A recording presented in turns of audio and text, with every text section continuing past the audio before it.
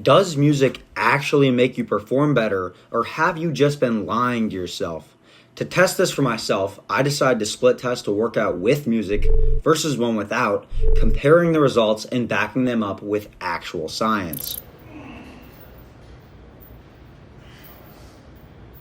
This is my typical lift with music. My output is displayed on screen with my RPE right below it. Music, like many things, is a distraction, but in some cases, it can be a good distraction. This study by Kostas found that music lowered the brain's perceived effort during a workout by 10%, in turn increasing performance by 20%. He's quoted calling music sports' legal drug.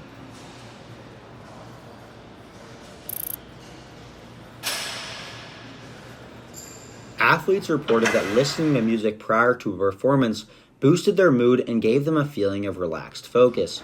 This just goes to show how important your brain is, because putting yourself in a good mood prior to exertion literally makes it easier, and music can help with that.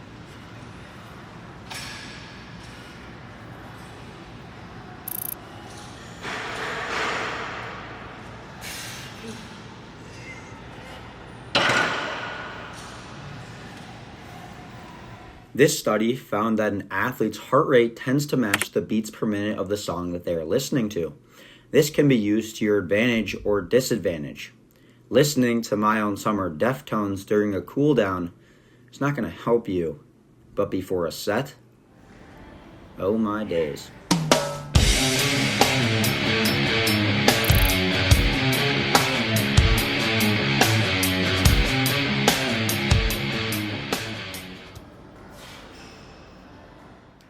Although music mostly relies on your personal preference, there are still operational ways of defining what makes good workout music. Faster tempoed songs above 120 beats per minute have been shown to activate your sympathetic nervous system, more commonly known as your fight or flight response. This study from 1996 found that stimulating music was correlated with a higher grip test score when compared to sedative music.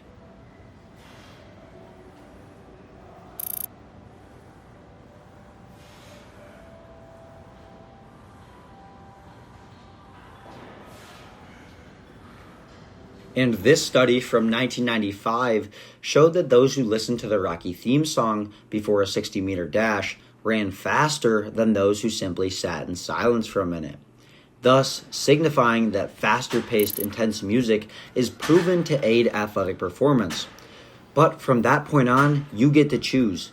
You could listen to anything from Motionless in the White to Babytron, and as long as it amps you up personally, you're golden.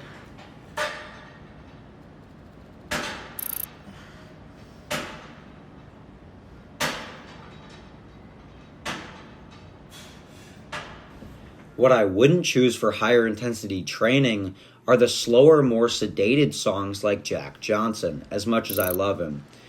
This isn't to say that you can't work out to those songs, because you can, and I have.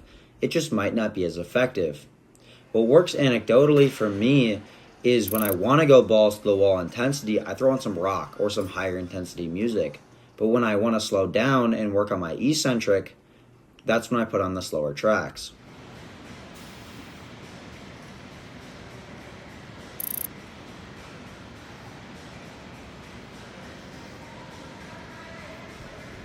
The use of music within distance sports is also very interesting. For rhythmic-based activities such as cycling or running, the use of songs at certain BPMs can aid you in pacing yourself through a mechanism called entrainment. It allows the runner to match stride with the beat or cadence of the song, keeping you steady almost like cruise control acts in a car. A super common example of entrainment is dancing, unconsciously matching body movements to the beat of a song. So, when you use music during cardio, you almost begin dancing with your strides. But an over-reliance on it could make you worse when the use of music is no longer applicable.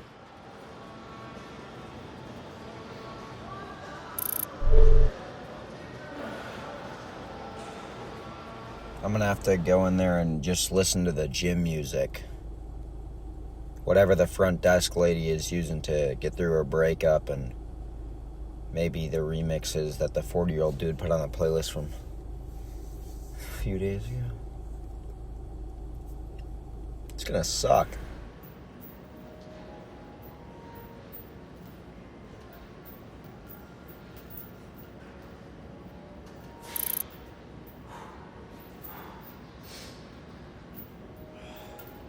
But how will working out with no music affect my training past it just sucking?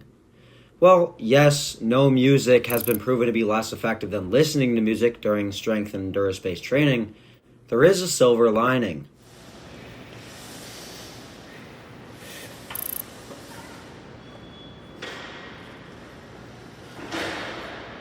This study is one of the most important in the field, released in 2011. It highlights several of the benefits of listening to music during training, a big one being that it draws attention away from muscular discomfort and fatigue. This is considered to be a benefit because it reduces the overall stress you feel on your body, but it can create harm as well. If I'm not in tune with my body because I'm distracted by the music I'm listening to, it means I'm more susceptible to harm and injury, especially during the heavy sets when the music is blasting.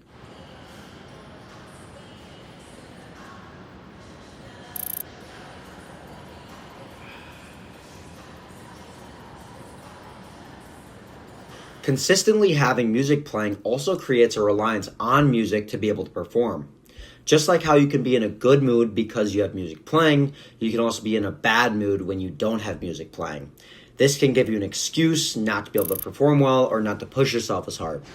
This is especially notable because competitions don't typically allow music, so you get to the time of greatest effort and you don't have the crutch you normally have, thus creating an issue.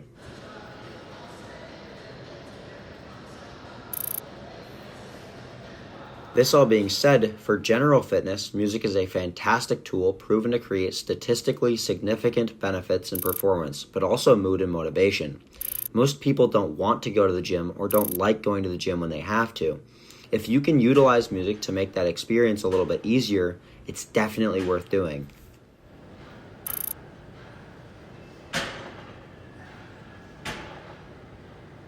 It's also worth noting that music affects people differently based on demeanor.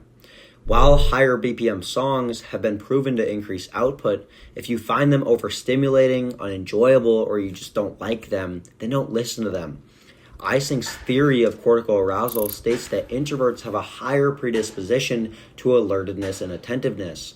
So, while extroverts might need more stimulus to get to that state of being alert or attentive, introverts don't because they're already there.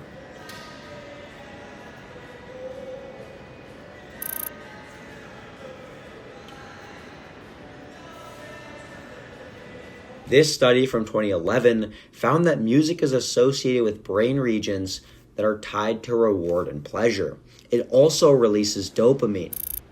This is cross-cultural and explains why we as humans are so innately drawn to music. If you can harness any little bit of that to make going to the gym a little bit easier, then it's worth it. Because I'd rather you go to the gym, sit on your phone in between sets and blast music than you not go to the gym at all.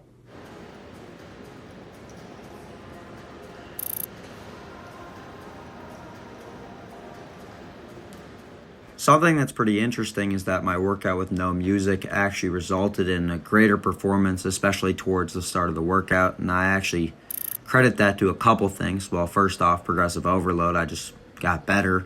But I think I also took a lot more of my sets at the start of the workout to failure, allowing myself to actually progress, which meant that towards the end, you see that my last two exercises, I didn't actually perform as well. And I believe that's because I kind of burned myself out earlier in the workout. But it just goes to show that even without music, without your crutch, you can still perform. Imagine watching an edit, but there was no music. That would actually be buns. That would be terrible. It just shows you how important music is to the human psyche. It's so deeply tied into exertion that we've been using drums to set the rhythm for marching armies, and we blare song before entering battle. Right now, we have the most amount of music accessible to anyone ever in human history. And it's proven to help aid exercise. And it's proven to help make that exercise more enjoyable. So, you'd be silly not to.